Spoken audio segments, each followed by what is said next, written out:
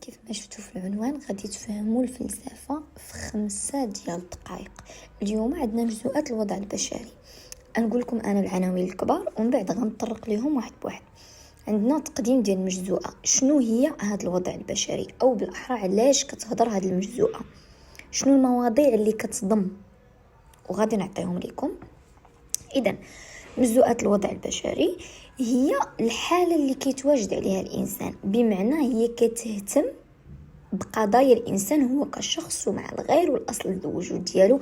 بصفة عامة هي كتدرس وكتحلل كل ما يهم الإنسان، وراه باين من العنوان مجزوءات الوضع البشري، يعني الوضع هي الحالة البشرية، يعني شنو اللي كان عليه الإنسان أو شنو اللي عليه الآن، الوضع اللي كان عليه قديما والوضع اللي هو فيه حاليا. يعني هي كمجزوءة كتهتم بقضايا الإنسان، أصل الوجود ديالو، العلاقات ديالو مع الغير اللي هما الآخرين، يعني الناس، و يعني التاريخ ديالو، الأصل الوجود ديالو. يعني هذه المجزوءة كنفهموا أنها كتهتم بقضايا الإنسان بشكل عام. بالنسبة لهذه المجزوءة فيها 3 ديال المفاهيم: مفهوم الشخص، مفهوم الغير، ومفهوم التاريخ. مفهوم الشخص فيه 3 المحاور، المجزوءة فيها 3 المفاهيم: الشخص والغير والتاريخ، وكل مفهوم فيه 3 المحاور، يعني كل مفهوم كيهضر على 3 المواضيع. بحال دابا مفهوم الشخص كيهضر لنا على الشخص والهوية، الشخص بوصفه قيمة، الشخص بين الضرورة والحرية. يعني مجزوءة فيها 3 المفاهيم: الشخص والغير والتاريخ، وكل مفهوم فيه 3 المواضيع، يعني كل مفهوم كيهضر على 3 ديال المواضيع. اذا على بركة الله غادي نبداو باول مفهوم اللي هو الشخص. وكيف ما كتشوفوا عندي هنايا المفهوم ديال الشخص، شنو هو بعد الشخص؟ اذا الشخص هو الذات الواعية العاقلة المسؤولة عن كل ما يخصها، يعني التصرفات ديالها، القرارات ديالها، وهي ذات حرة يعني مسؤولة على نفسها، وذات واعية عاقلة. يعني ما يمكنش نقولوا الشخص على شي حد من غير الانسان، يعني الشخص هو الانسان كونه كائن واعي. ما يمكنش مثلا نقولوا الشخص على الحيوان. وعندنا المفهوم الثاني هو الهوية. شنو هي الهوية؟ هي تلك الصفات الفردية التي تميزك عن الآخرين، يعني الميول، الهوايات، الخبرات ديالك في الحياة والطريقة ديال التفكير. هاد الشيء صفات فردية كاينه فيك غير انت، هذه هي الهوية ديالك انت، الحاجة اللي كتميزك على الآخر. بكل بساطة هو انت، هويتك هي انت. اذا الاشكالية ديال هذا المفهوم، يعني الأسئلة اللي غادي نجاوبوا عليها، هي على أي أساس تقوم عليه هوية الشخص؟ هل على الفكر المقترن بالشعور والممتد في الذاكرة، أم على الإرادة؟ وهل هي هوية ثابتة أم متحولة؟ هادو هما الأسئلة اللي غادي نجاوبوا عليهم في هذا الموضوع، أي في هذا المحور. إذا غادي نشوفوا الآراء ديال الفلاسفة. عندنا جون لوك قال لك أساس هوية الشخص الشعور المقترن بالفكر والممتد في الذاكرة. شنو كنقصدو هنايا؟ بمعنى أن الهوية الشخص كتأسس بالشعور المقترن بالفكر. شنو هو الشعور المقترن بالفكر؟ هو ملي كتفكر مثلا في الماضي شي إحساس، شي حدث، مثلا كان عندك عيد ميلاد وكتكون فرحان، كتفكر ديك الحدث وكتفكر الإحساس اللي كان عندك في ديك الحدث. كتفكر مثلا كان عندك عيد ميلاد وكنتي فرحان فيه، هذا هو الشعور المقترن بالفكر. فين كيكون هذا الشعور المقترن بالفكر؟ في الذاكرة ديالنا، مني كتذكر داك الحدث مع الشعور اللي انت بك فيه، اللي حسيتي به، هذا هو الشعور المقترن بالفكر. وجون لوك قال لك الهوية ديالك كتأسس مني كتفكر انت داك الماضي بالشعور ديالو، يعني ما كتفكر شي حدث طرالك في الماضي بالشعور ديالو، بالاحساس اللي حسيتي فيه. بالتالي راه انت اليوم نفس الشخص اللي كيتذكر داك الشيء د الماضي. فهمتي؟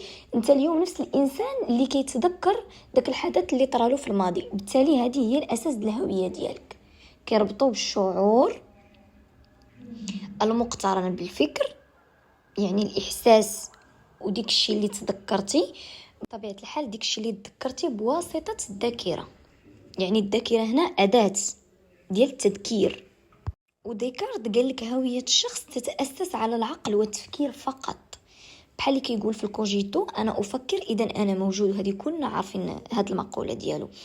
يعني الاساس ديال الهويه ديالك هي عقلك والتفكير ديالك. مادامت انك انسان عاقل وكتفكر حيت عندك دماغ صافي، بالتالي انت كتاسس الهويه ديالك، ما محتاج حتى شي عامل خارجي. يعني مثلا حتى الشعور بحال اللي قال مثلا جون لوك.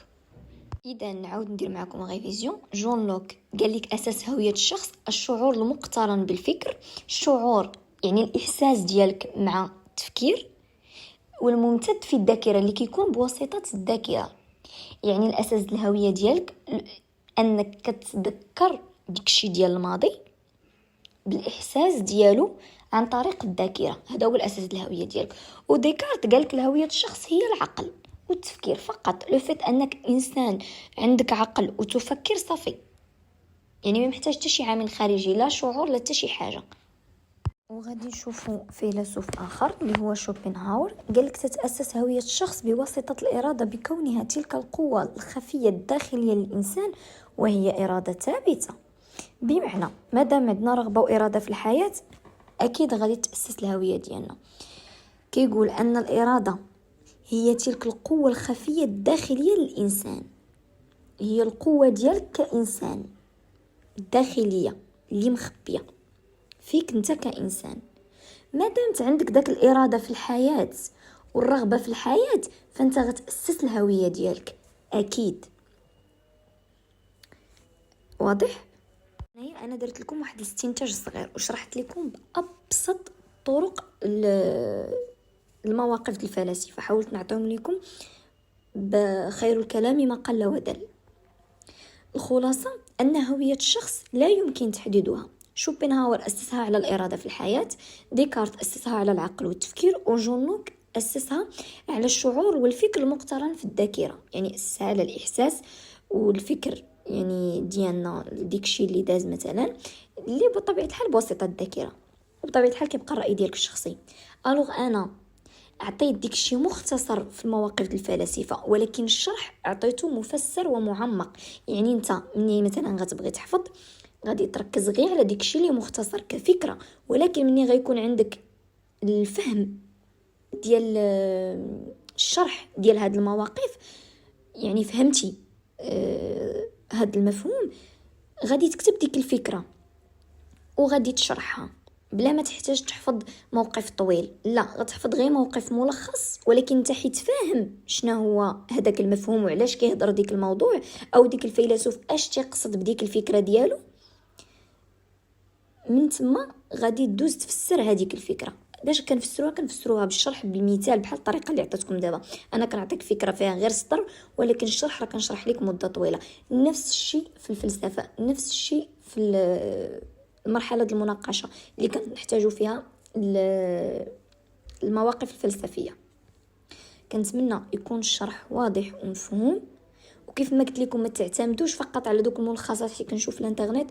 كيعتمدوا الناس غير على واحد الجمله ولا جمله ونص كيحفظها هو ما فهمش. الوغ فهم وحفظ ديك الملخص. خذ ديك الملخص هو اللي تحفظ واكتبه، ولكن الفهم غيخليك تشرح ديك الملخص، لانك ما يمكنش في موقف دير له مثلا غير جمله في المناقشه غتجيب نقطه طايحه وسي كاع درتي ولا كانت بعد المقوله عفوا القوله.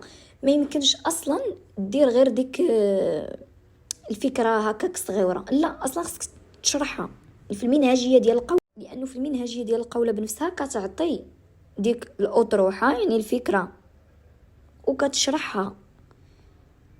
باش غادي تشرح الا ما كنتيش فاهم داك المفهوم؟ وحتى بالنسبه للمناقشه في الفلاسفه كتعطي لا حفظتي باختصار ديك الموقف ديالو فسرو. الا حفظتي انت غير سطر الموقف فيه غير سطر فسرو باش يكون عندك واحد النص متماسك وتاخذ فيه نقطه زوينه بطبيعه الحال. وكنتمنى الشرح ديال اليوم يكون واضح وبسيط ومفهوم، وكنتمنى ايضا ديروا بهاد النصائح. والا كان بقى لكم شي سؤال بطبيعه الحال خليوه لي في لي كومونتير. نتلاقاو ان شاء الله في المحور الثاني تنكملوا ان شاء الله الدروس ديالنا.